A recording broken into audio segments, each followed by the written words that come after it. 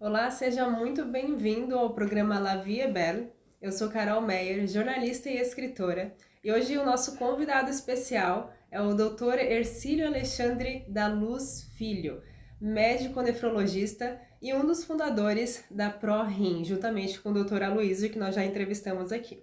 O Dr. Hercílio também foi presidente da ProRim por 8 anos e 20 anos como diretor financeiro e clínico. Hercílio, muito obrigada pela sua participação aqui no programa. E como sempre começamos o programa aqui com uma pergunta padrão, né? O que é uma vida bela para você? Eu acho que a vida bela, a vida é dura, né? Eu sempre digo e ensino isso para os meus alunos, para as minhas filhas, para a minha família. Um dia desse me fizeram a mesma pergunta e a vida é bela para mim porque ela é uma vida cheia de desafios e a gente tem que trabalhar isso no dia a dia. Eu tenho lutado muito para ter uma vida feliz, uma vida com realizações. Tenho certeza que vou deixar um legado muito grande para a cidade de Joinville, porque o local onde eu trabalho, que é a Fundação Brorim, é uma fundação sem fins lucrativos e beneficente. E ela não tem um dono, ela tem dois fundadores, tem uma diretoria, mas ela, eu acho que a gente vai deixar um grande legado para Joinville. E isso é que me torna uma pessoa feliz, sabendo que eu vou fazer a minha passagem por essa vida e depois que eu for chamado por Deus, eu vou ter o que deixar nessa cidade.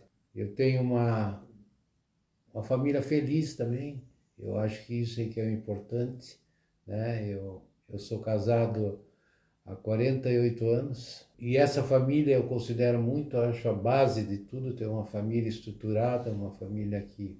Tenho duas filhas médicas que me deixam extremamente feliz e que seguiram os meus passos, quer dizer, as duas fazem, uma já se formou em nefrologia e a outra já se formando o ano que vem na residência, está acabando a residência. Então a vida é essa, a vida é dura, mas a vida tem momentos de felicidades que a gente tem que aproveitar esses momentos, não digo raros, mas são momentos onde a gente tem que saber aproveitar esses momentos, né? Ser feliz nesses momentos. Qual foi a lição que você ensinou desde pequeno para suas filhas, que hoje elas levam isso na vida delas?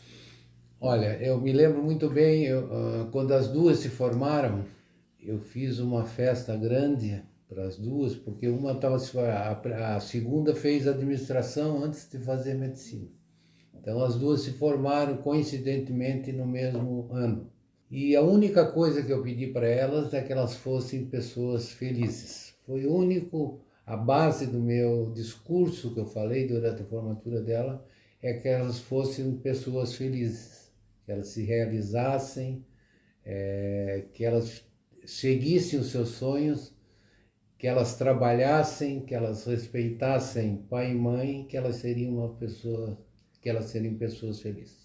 Quais são os seus momentos mais significativos da sua vida e por que eles foram importantes para você? Momentos significativos. Eu tive vários momentos significativos. Pode falar uns três aí. Eu não sei se tu sabe, eu sou cidadão benemérito de Joinville.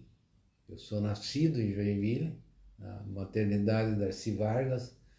Nasci em 52. A maternidade é recém-inaugurada. Então eu sou joinvilense. E um dos grandes momentos da minha vida foi receber, pelo trabalho que a gente realizou na ProRim, foi receber o título de cidadão benemérito. Também uma coisa que muito me honra é pertencer à Academia Catarinense de Medicina. É uma academia formada por 50 médicos do estado todo e eu sou um dos membros da Academia Catarinense de Medicina. Isso me honra muito porque eu sou um dos mais novos da academia e a grande maioria dos médicos foram meus ex-professores. Isso me dá muita honra de eu ter conseguido alcançar, como membro da academia, conviver no meio desses professores, todos meus excelentes professores que eu tive, É uma felicidade muito grande cada vez que a gente se reúne, nós nos reunimos 2 vezes por ano. E também tem um título que eu acho extremamente importante, que a Folha de São Paulo, algum tempo atrás, em 2014, ela fez um concurso de empreendedorismo social. E quem fez algum se inscrevia e era votado, era eleito pelos membros da Folha de São Paulo, por um grupo de pessoas que eles reuniram. Fui eleito como empreendedor social pela internet. Eu tive quase 70% dos votos. Eu sou um empreendedor social eleito pela Folha de São Paulo, que também me traz muita honra. Eu acho que esses são... Eu tenho motivos marcantes. O nascimento das minhas filhas, que foi uma novela. Todas as duas nasceram prematuras, nasceram num hospital em São Paulo, que era o único hospital que tinha um berçário antigamente de alto risco, que era o Albert Einstein. As duas nasceram lá, as duas ficaram internadas quase um mês no hospital. Foi um momento de muita tensão, mas de muita felicidade também. Eu sempre sonhei em ter filhos, casar, ter filhos, formar uma família. Isso foi um momento muito marcante, principalmente pela dificuldade de ter essas filhas, né? Hoje elas são, uma já tem 39, outra tem 36, e elas já são pessoas já formadas, né? Bem formadas, e esse também foi um momento muito feliz, né? Além de ter um casamento, eu acho que um casamento de sucesso. 48 anos de casado, hoje em dia tu encontra muito poucas pessoas que atingem, né, esse casamento. Você comentou em casamento de sucesso, né? Eu queria que você falasse um pouco o que as pessoas podem fazer para alcançar um casamento de sucesso. O casamento é no dia a dia. A gente tem que conviver de uma maneira harmônica, de uma maneira que um seja compreensivo com o outro, porque são pessoas que têm gostos diferentes, têm manias diferentes, as pessoas têm que se respeitar. Eu acho que o casamento passa muito pelo respeito. Sua mulher, no meu caso, que a mulher também seja da mesma forma compreensiva. É uma profissão médica que exige muito esforço e dedicação da gente. Me lembro que eu era acordado de madrugada quase todos os dias para ir no hospital, atender. As diálises eram feitas também à noite, então eu ia para o hospital, saía à noite, não tinha hora nem para sair de casa, nem para chegar em casa. Então dependia da demanda de pacientes, do atendimento que eu tinha que fazer. E isso precisa de uma compreensão da mulher. A educação das minhas filhas foram quase todas feitas pela minha mulher, pela ausência que eu tinha. Eu tinha que, por exemplo, sair escondido da minha filha mais velha, porque cada vez que ela me via sair de casa, ela fazia um escândalo, chorava. Então eu saía pela porta de trás da cozinha, vinha almoçar em casa, eu sempre tive o costume de vir almoçar em casa, e depois do almoço eu tinha que sair escondido, porque senão era um choro contínuo. E eu me lembro muito que ela era muito apegada a mim, então são os ossos da profissão, né? A profissão médica é uma profissão, eu sempre disse isso numa entrevista recente, é uma profissão maravilhosa. Eu me sinto muito feliz em ser médico.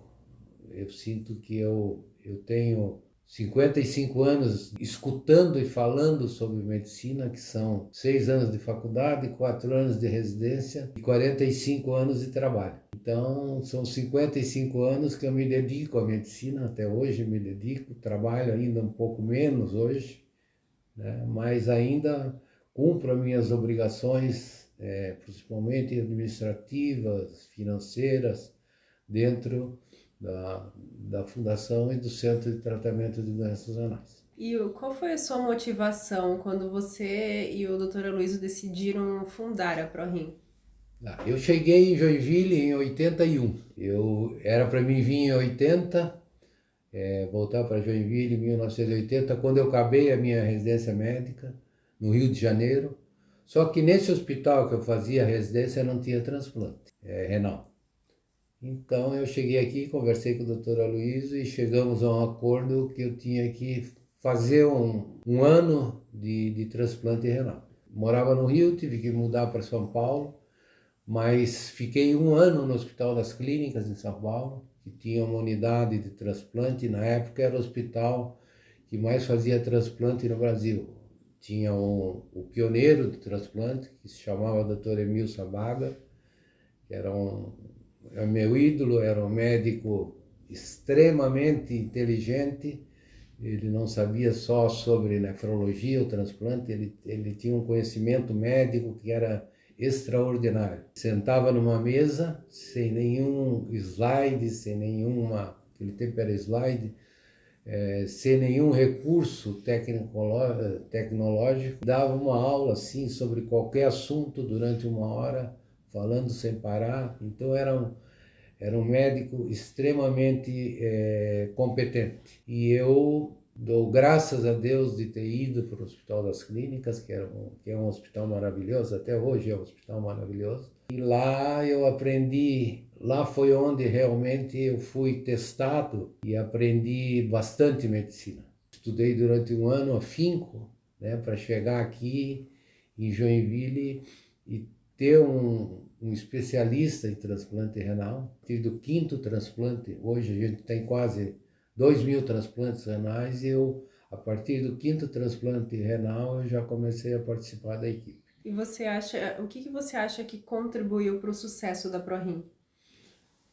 Eu acho que o trabalho foi intenso. Eu sempre digo que a gente começou com 2 folhinhas de papel simples, que era um estatuto que a gente conseguiu com o Dr. Riela, que tinha a ProRenal em Curitiba. Ele nos fez a gentileza de nos ceder o estatuto e a partir daí a gente começou a trabalhar.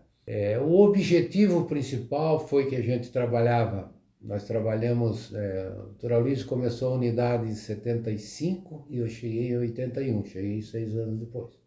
Era uma unidade muito acanhada, muito pequena, tinha as condições que a gente queria para dar um tratamento digno para os pacientes, né? Eu falo muito essa palavra, dignidade, porque a gente atende doentes do SUS, doentes de convênio, doentes particulares da mesma maneira. A gente usa a melhor máquina que existe, a gente usa os dialisadores, que são os filtros onde se faz a limpeza do rim, da melhor qualidade. E a gente chegou à conclusão que se ficasse no Hospital São José, a gente não ia progredir, não ia aumentar. A ProRim começou muito pequena, 2 folhinhas, sem dinheiro, e a gente foi, através do tempo, fazendo campanhas, pedindo ajuda para a comunidade de Joinville. Nós criamos um call center que arrecadava dinheiro para a Fundação ProRim. Nós tivemos uma ajuda de uma pessoa, para mim, inesquecível, que foi o governador, foi senador,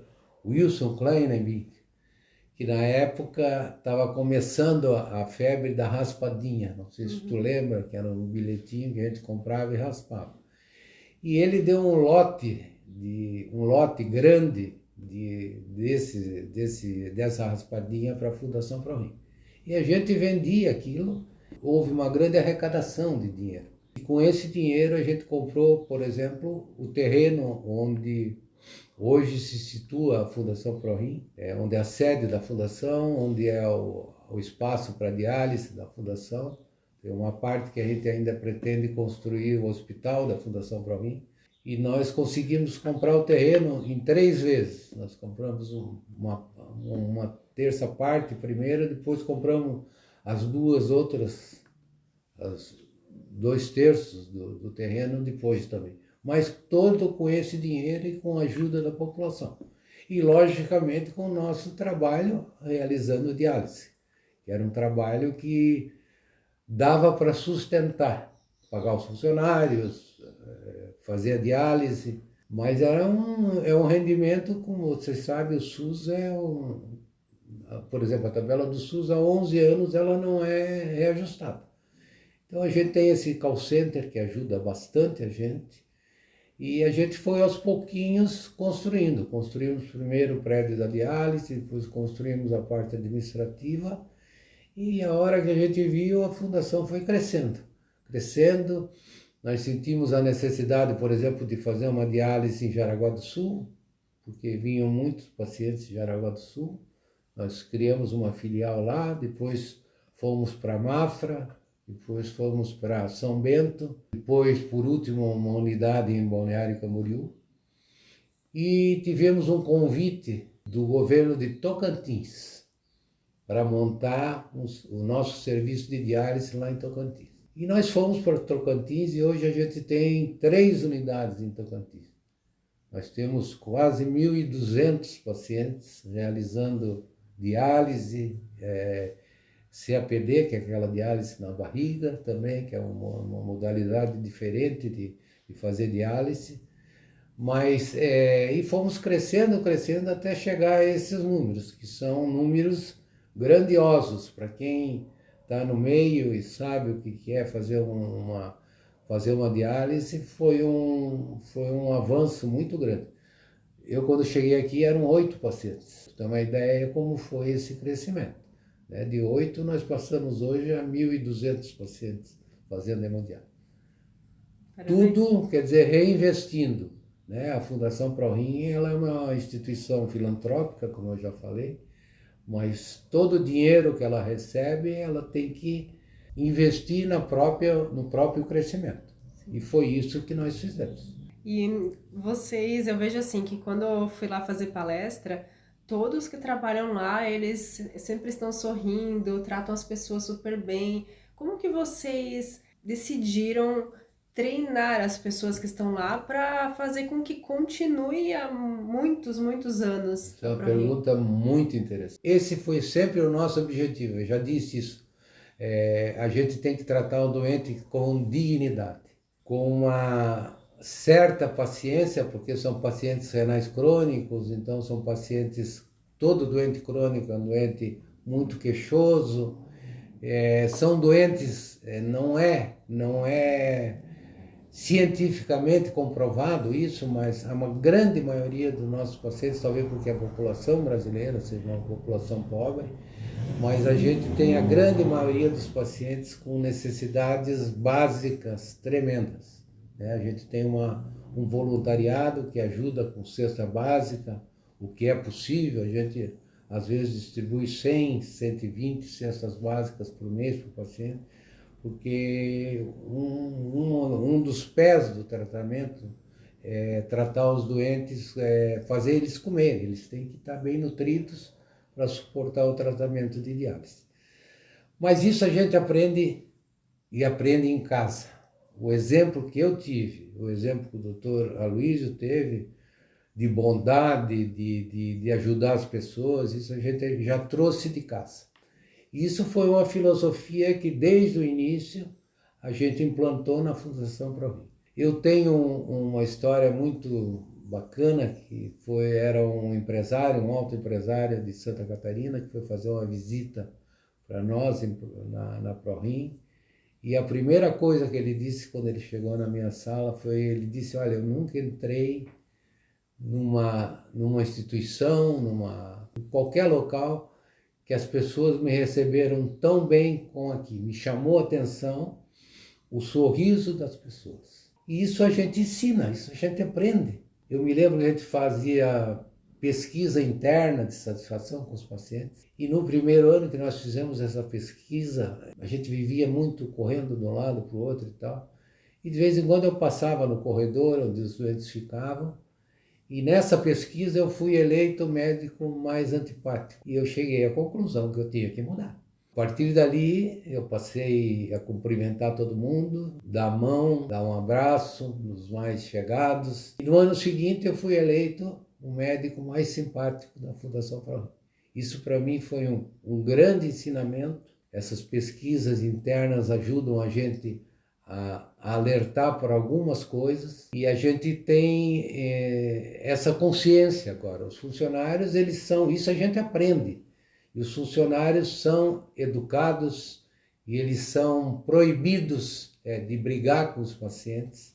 A gente exige respeito para o paciente, dignidade, né? Eu acho que a palavra correta é o tratamento digno, né? O paciente, apesar de ser SUS, o doente não tem culpa disso. O doente tem que ser extremamente bem tratado. Se tiver algum problema, quem briga com o paciente, ou quem vai chamar a atenção do paciente, ou quem vai conversar com o paciente é o médico.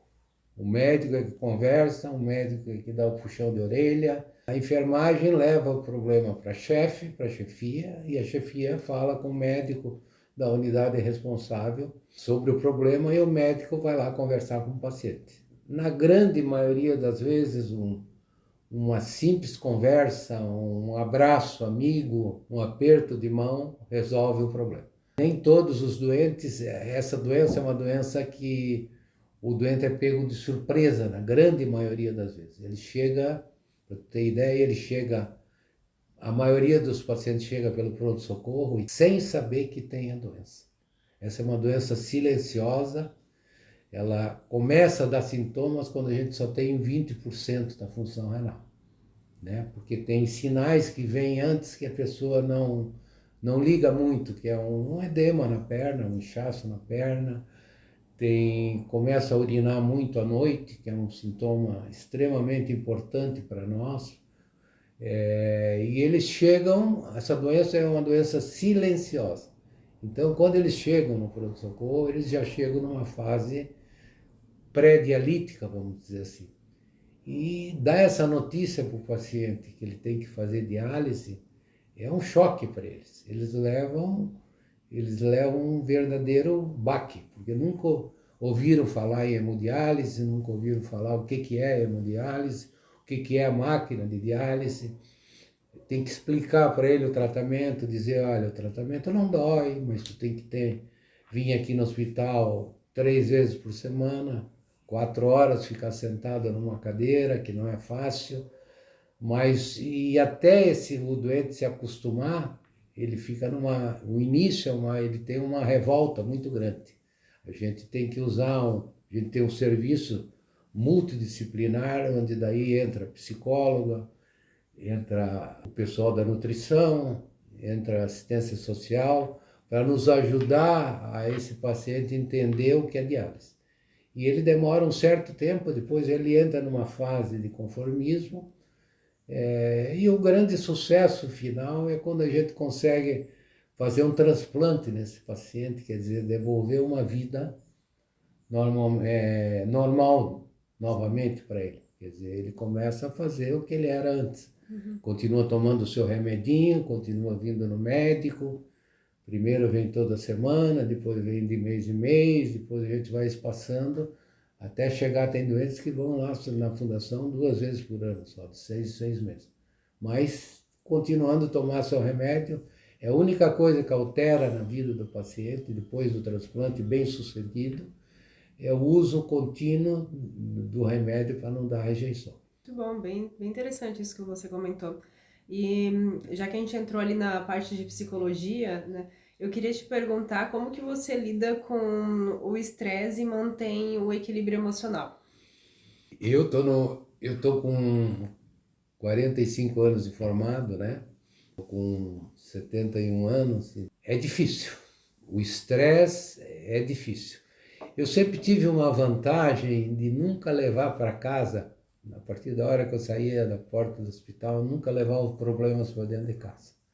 Tá? Nunca levar as minhas queixas, as minhas preocupações, as preocupações do dia a dia dentro do hospital, eu nunca levava para casa. Então isso me ajudava bastante, apesar de quer dizer, a gente sente isso, né? Sente que está ficando velho, que está ficando estressado, mas eu, graças a Deus, eu sou uma pessoa, eu não sou calmo, né? As pessoas dizem que eu sou briguento, que eu sou durão, que eu cobro muito das pessoas, mas alguém tem que cobrar, sabe? Alguém tem que cobrar e esse alguém sou eu. Eu cobro muito horário, eu cobro muito serviço, Eu tenho muito estresse, mas esse estresse eu absorvo. Eu absorvo. é, eu tenho o meu hobby, que é jogar dominó. Eu tenho uma turma muito grande de dominó, que eu jogo na terça à noite e na sexta-feira. Isso me ajuda bastante ao estresse. Eu gosto muito de ficar em casa, gosto muito de ver televisão. Eu não sou muito de sair, de ter vida social, apesar de, quando mais moço, sempre tive. Mas agora eu estou numa fase mais de descanso, de ficar em casa, de curtir a minha família, curtir os meus cachorros. Então eu sou um homem mais caseiro hoje em dia. Mas já fui em muita festa, tive uma turma de amigos muito grande. E é essa forma que eu lido com o estresse. Eu não carrego os problemas para dentro de casa. Eu guardo para mim, descarrego lá no meu dominó, nos meus jantares, quando eu vou jantar fora. A gente aprende a lidar com o estresse. Apesar de ser difícil e ser estressante a profissão da medicina, apesar de ser uma profissão linda, né? Linda, maravilhosa. Eu tenho os seus momentos difíceis, os seus momentos de estresse, tem doentes que tu acaba se apegando, que fazem diálise mais de 30 anos, como a gente tem alguns casos. Quando esses doentes vão embora, né, a gente sente muito. Eu sinto ainda, né? Eu perdi agora uma doente que tinha 36 anos de diálise. Quer dizer, ela viveu, a sobrevida que nós demos para ela foi de 36 anos. Ela viveu mais 36 anos por causa de uma máquina, sabe? Senão ela teria morrido. Antigamente, até os anos 60, a pessoa que tinha insuficiência renal morria. E a partir da hora que foi descoberta a diálise, os doentes começaram a entrar em diálise. Eles têm uma média de sobrevida em torno de 10 anos, mais ou menos. Né? Uma média, né? E tem doenças que entram muito grave e tem doentes que entram... por exemplo, essa paciente ficou 36 anos de diálise, morreu ano passado. Ela fazia diálise em São Bento, mas tinha começado a fazer aqui comigo, em Joinville. Ela era uma pessoa extremamente feliz, extremamente grata à equipe e à máquina de diálise. Né? Eu tive um doente que viveu 35 anos, viveu 33 anos também, era um paciente que entrou em diálise com 19 anos, era um rapaz forte, e ele viveu 33 anos. E ele dizia, olha, eu só estou aqui por causa da minha amiga, e mostrava a máquina. Que a máquina, ele pedia muito no início para ver os filhos crescerem, porque ele foi abandonado pela mulher quando ficou doente. E teve que cuidar de 2 filhos. Então ele ia para Foz do Iguaçu, ia lá, comprava produtos, tinha uma barraquinha numa igreja, vendia os produtos lá. Nos dias que ele não fazia diálise, ele dormia no ônibus. Foi um grande exemplo de sucesso e até de estímulo para a gente, porque ele realmente considerava a máquina a grande amiga que ele teve. Quanto de aprendizado que vocês devem absorver com as pessoas que ficam lá, né? Porque mesmo estando naquela situação, elas estão gratas. E isso a gente tem que olhar para a nossa vida também. O tempo todo estar grato. Até por isso que eu escrevi este livro, né? La vie est belle, que a vida é bela, independente das circunstâncias que nós estamos vivendo. Nós precisamos olhar a vida com este filtro da beleza. E é exatamente isso que você falou. Com certeza, né? Eu principalmente, que convivo muito com os pacientes e sei da história da maioria deles, dificuldades que ele tem no dia a dia, eu valorizo muito. Quer dizer, quando eu estou com um problema, eu começo a pensar no problema dos outros, quer dizer, que são muito mais graves do que o meu. Com certeza são muito mais graves do que o meu. E tem pessoas, a grande maioria das pessoas, são extremamente gratas à Fundação ProRim, a forma que eles são tratados, e a máquina de diálise, que foi um grande avanço da medicina, foi a máquina de diálise, porque é o único aparelho do corpo humano que dá para a gente substituir. Né? Não existe outro aparelho que tu consiga ter uma máquina que substitua, não tem nada que substitua o pâncreas, não tem nada que substitua o fígado, não tem nada que substitua o coração, né? A não ser um transplante que se fazem desses órgãos, mas máquina mesmo é só a diálise. E tu vive uma vida, se tu for uma pessoa otimista, uma pessoa responsável, uma pessoa que acate o tratamento, escute o que a gente fala, né? Esse paciente, por exemplo, que viveu 33 anos, ele era um rapaz que era extremamente disciplinado. Disciplinado na sua dieta, não faltava as sessões de diálise, tinha obrigações de criar os filhos, criou os filhos e os filhos casaram, tiveram netos, ele viu a primeira comunhão da filha dele, da neta dele, viu a neta dele fazer 15 anos, era o que ele mais queria da vida dele. Ele queria conseguir criar os filhos, tinha 2 filhos, os 2 filhos hoje são casados, têm filhos, têm vida normal. O José Santana, que era o nome dele, ele foi, para mim, foi um herói. Ele é um exemplo que a gente usa muito lá dentro da Fundação ProRim, porque ele quis viver. Ele quis viver porque era disciplinado, e o doente que é disciplinado, ele realmente vive bastante tempo. O que você acredita ser necessário para construir um relacionamento tanto pessoal quanto profissional duradouro? Bem, eu não sei, vou falar primeiro da parte médica. Eu acho que o relacionamento médico-paciente é essencial, né? Eu sempre digo, falo isso muito para minhas filhas, quem não gosta de pessoas, quem não gosta de conversar, quem não gosta de ser paciente, a pessoa não deve fazer medicina. Nós temos que ter uma interação com o paciente muito grande. E quem não gosta vai fazer radiologia, que não trata com o paciente, vai fazer dermatologia, que é estética, que é a moda hoje e tal, mas não trata paciente crônico. O paciente crônico, ele tem queixas, porque a doença, ela evolui, né? Por exemplo, o paciente diabético, que é uma das grandes causas do doente estar em diálise, é uma doença que evolui. Ela tem complicações, por exemplo, vasculares, de amputações, de coisas assim, doentes sem perna, que tem que andar de cadeira de roda. Então, eles têm que também ser muito resistentes, né? E quando a gente olha esses problemas, a gente vê que essa relação tem que ser muito próxima, né? E em relação à vida, eu acho que a vida é feita de amigos, da família principalmente, amizades duradouras, amizades, principalmente as amizades que vêm de infância. E eu, graças a Deus, sou de Joinville, estudei sempre aqui, só saí no 2º ano científico para fazer um cursinho em Curitiba, mas eu tenho um círculo de amizade que é muito da minha infância ainda, da minha juventude, da minha infância. Eu cheguei a mudar, por exemplo, de praia, eu veraneava em Barra Velha até 40 anos de idade. Aí começou o problema de trânsito também e tal. Naquela época estavam asfaltando ainda a BR e eu resolvi mudar para Ubatuba, na ilha de São Francisco, que naquela época não era esse movimento. Hoje inverteu a coisa. Hoje é mais fácil chegar em Barra Velha do que chegar em Ubatuba.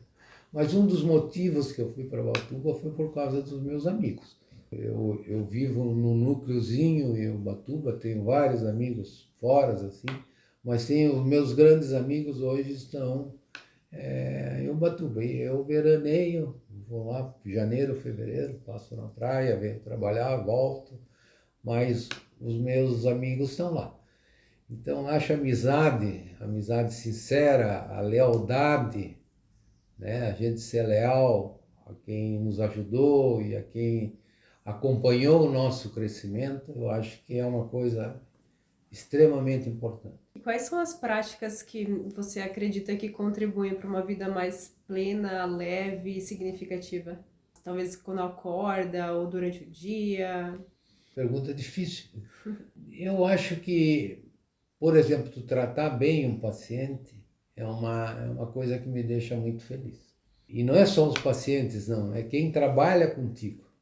Por exemplo, as minhas técnicas de enfermagem, as minhas enfermeiras, eu tenho uma relação, o pessoal administrativo, eu tenho uma relação ótima com elas. Eu abraço elas, eu cumprimento elas, faço questão nos aniversários cumprimentar cada uma, se possível pessoalmente, ser querido pelas pessoas, conversar com elas, de saber até a vida pessoal das pessoas. Eu sou muito sentimental nessas coisas, eu valorizo muito a família, aprendi isso com meus avós, com os meus pais, aprendi, eu tenho uma avó, tinha uma avó, né? Morreu com 66 anos, por coincidência, com câncer de rim. Mas ela era extremamente católica, ela me ensinou os princípios da religião. Eu cheguei a ser coroinha, fui coroinha na igreja, quando estava começando a nossa catedral, na Catedral Velha, e no início da construção da nova catedral, a criação cristã, né? Fiz a minha crisma, fiz o ritual todo da profissão católica. Não sou de ir à igreja, mas sou, por exemplo, de rezar todo dia. Eu rezo, agradeço a Deus a vida que eu tenho, agradeço a Deus toda noite por ter vivido mais um dia, a gratidão que eu tenho por causa disso, de poder criar minhas filhas, estar com a minha mulher ainda. Então, é isso que eu faço. Que bonito isso. E quais conselhos que você daria a alguém mais jovem com base na sua experiência de vida? Quais são os conselhos que você pode passar? A minha vida são duas, né? Eu tenho a minha vida particular e tenho a minha vida como médico. Quer dizer, a minha vida como médico, o conselho que eu dou é gostar de pessoas. Gostar de pessoas, tratar bem. Por exemplo, doentes que foram transplantados, perderam o seu transplante, voltaram para a diálise e fizeram o segundo transplante. Isso aconteceu há um mês atrás.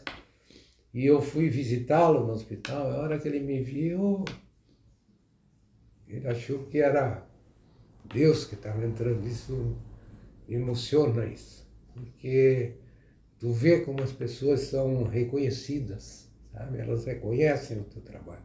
Elas sabem quem gosta e quem não gosta do paciente.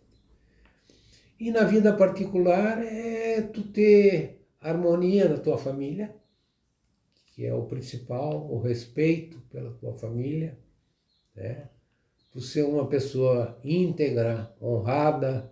Eu trabalho há 45 anos, nunca tive problema de nenhum processo, problemas com CRM, minha ficha de médico não tem nenhuma restrição.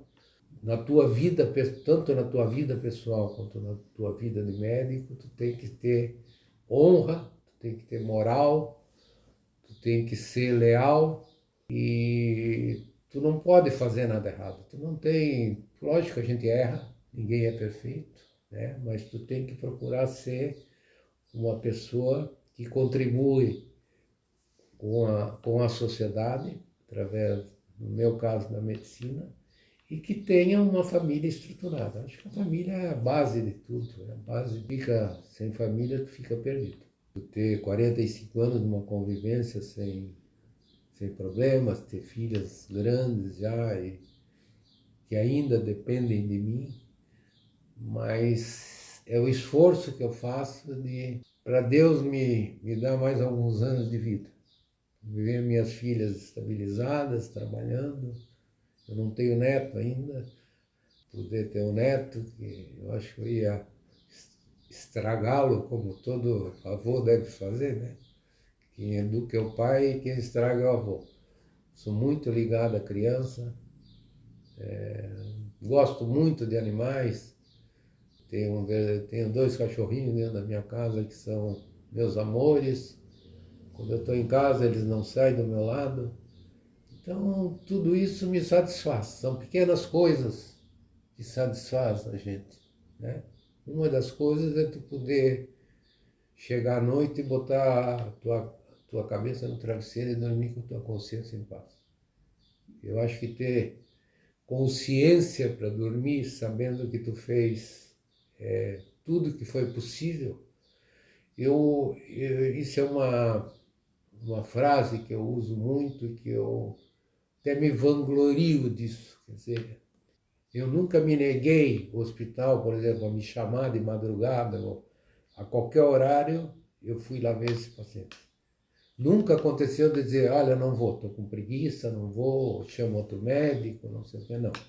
Eu tenho, isso é um valor, para mim é um valor muito grande de ter conseguido fazer esses pacientes viverem e ter essa consciência tranquila que eu atendi. Se eu não pude salvar, eu minorei a dor. Se eu não pude minorar a dor, pelo menos ele morreu com uma assistência que não podia faltar. Aqui conversando com você, eu vejo que você tem um bom coração e que você comentou que às vezes as pessoas te chamam de durão, de que bravo, mas na verdade o teu ser interior ele é perfeito. Você tem um coração muito bom e eu vejo que você é muito ligado ao que você faz, principalmente tanto no teu trabalho como na tua família, porque são as coisas mais importantes na sua vida. E você é uma pessoa muito iluminada. Eu vejo isso no teu ser. O teu ser, ele é muito iluminado. Você quer abençoar as pessoas, você quer fazer as pessoas bem, se sentirem bem, e você passa isso. Mesmo sendo esse seu jeito, talvez, que você fala, mas que não é, porque o teu ser é perfeito, mas você ilumina as pessoas à sua volta. As pessoas sempre dizem que eu rio, eu demonstro um sorriso muito esparso, mas é o meu jeito de ser. Agora, quando eu começo a conversar com a pessoa, quando a pessoa me conhece mais, perguntar para as pessoas lá quem é o Dr. Ercílio, o que ele faz pelos pacientes, o que ele faz pelos funcionários, quer dizer, eu ajudo muitas pessoas. Essa pesquisa de satisfação interna, por exemplo, que eu disse que a gente fez, que eu fui considerado mais antipático, depois o mais simpático, o serviço mais elogiado dentro da fundação e do centro é o serviço de limpeza, por incrível que pareça. Elas têm a melhor avaliação dentro da empresa, o serviço de limpeza. Sabe, isso avaliado pelos pacientes, não é por nós, é pelos pacientes. Quer dizer, lógico, quando ela está fazendo a limpeza, ela está conversando, ela está a base de tudo, quer dizer, é uma boa conversa, uma conversa séria, uma conversa leal, até uma brincadeira. Tu torce por tal time, eu torço por esse. Tem umas técnicas lá que são flamenguistas, então quando o Flamengo perde, eu sou fluminense, então é uma brincadeira saudável que a gente faz, mas elas já ficam me esperando ou para pegar no meu pé ou ficam escondidas quando eu chego para não pegar no pé dela. Então eu tenho uma relação assim ótima com ela, ótima, porque eu valorizo demais o trabalho da enfermagem, que é a pessoa realmente, quer dizer, não só ter o contato com o paciente, ela coloca o doente de diálise, ela fica 4 horas cuidando do paciente, ela fica vendo a sua pressão, vendo os parâmetros na máquina de diálise, se está tudo bem, se está funcionando bem. Então, elas merecem muito o meu respeito.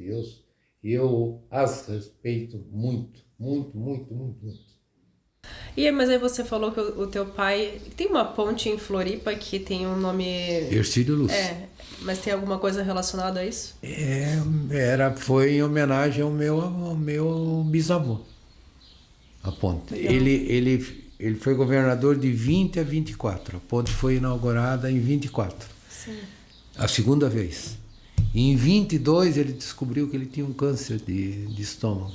Então ele foi para a Alemanha se tratar. Ele era engenheiro, na época já formado na Holanda. Ele era já engenheiro. E em 22 ele ficou doente, ele foi e voltou desenganado. Então, quando ele chegou em Florianópolis, antigamente, em Florianópolis, ali perto do mercado municipal, eles fizeram uma réplica da ponte. E ele passou de carrinho de roda e ele morreu uma semana depois, em 22. E a ponte foi inaugurada em 24. Então, mas ele era engenheiro, ele começou, o entusiasmo todo de fazer a ponte foi dele, mas ele não viu a ponte inaugurada, ele não viu a ponte pronta. Mas daí homenagearam ele como Hercílio Luz. Ele teve 18 filhos. A família é imensa.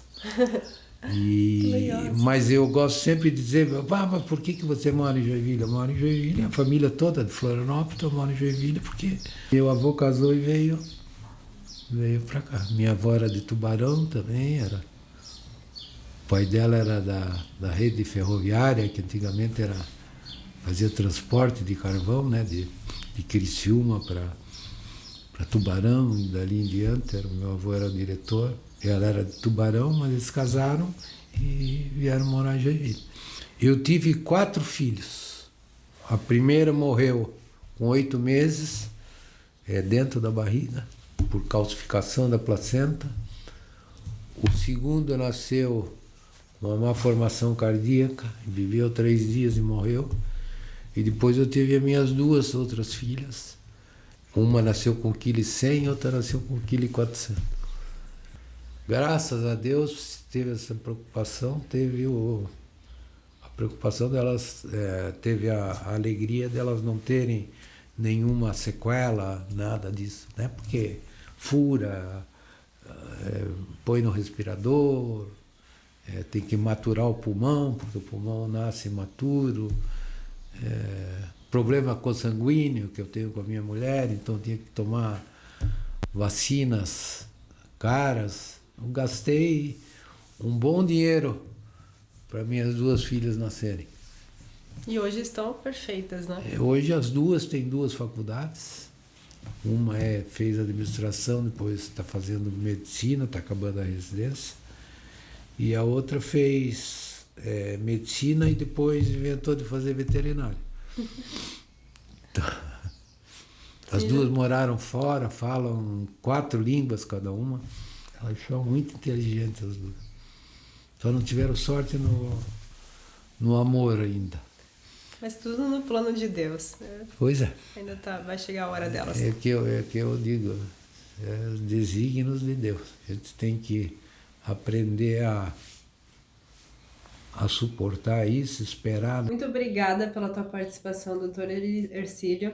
Eu gostei muito, eu tenho certeza que as pessoas que assistiram este vídeo aprenderam muito aqui. Você trouxe diversos princípios, sabedoria, para nós colocarmos também na nossa vida diária. Muito obrigada pela sua participação.